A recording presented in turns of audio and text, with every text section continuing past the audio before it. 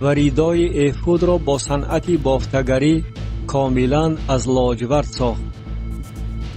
و چاک ریدا را در میانه آن مثل چاک جفشن ساخت. لبلوله گرداگرد چاکش بود تا که ندرد و در لب دامن ریدا انارها از لاجورد و ارغوان و قرمز دوتابه ساختند و زنگولچه های طلا از طلای خالص ساختند و زنگولچه ها را در میان انارها بر دامن ریدا گذاشتند، گرداگرد آن در میان انارها. زنگولچه و انار در لب دامن ریدا گرداگرد آن برای خدمت کردن چنانه که خداوند به موسی امر فرموده بود. و پیراهن از کتان نازک با صنعت بافتگری برای هارون و پسرانش ساختند و عمامه از کتان نازک و کلاه‌های زیبای از کتان نازک و ازارهای کتان از کتان نازک دوتابه و کمربند از کتان نازک دوتابه و لاجورد و ارغوان و قرمز با صنعت گلدوزی چنانه که خداوند به موسی امر فرموده بود. و لوحه افسر مقدس را از طلای خالص ساختند و بر آن خط مثل حک مهر نوشتند: مقدس است برای خداوند. و بر آن رشته لاجورد اندرمان کردند تا که از بالا به عمامه ببندند چنانه که خداوند به موسی امر فرموده بود.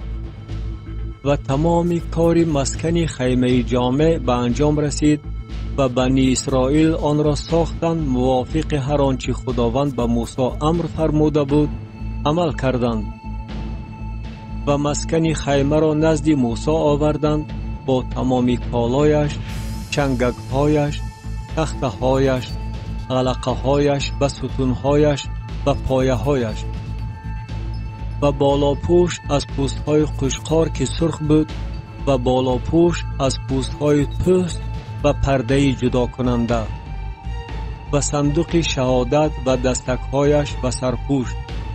و میز و تمام کالایش و نان تقدیم و چراغدان پاک و چراغ‌هایش، یعنی چراغ‌های جا به جا گذاشته شده و تمام کالایش و روغن برای روشنایی و قربانگاه طلا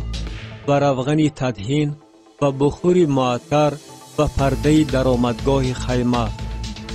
و قربانگاه میسین و پنجره میسینش و دستک‌هایش و لگن و پایه‌هایش و پرده های صحن و ستون‌هایش و پایه‌هایش و پرده دروازه صحن و طناب‌هایش و میخ‌هایش و تمام کالای خدمت مسکن برای خیمه جامع و لباس‌های خدمتی برای خدمت کردن در قدس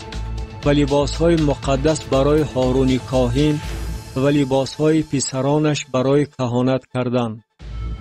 موافق هر آنچه خداوند به موسی امر فرموده بود. بنی اسرائیل تمام کار را بجا آوردند و موسی تمام کار را از نظر گذرانید و اینک آنها آن را آنچنان که خداوند امر فرموده بود بجا آوردند و موسی آنها را برکت داد.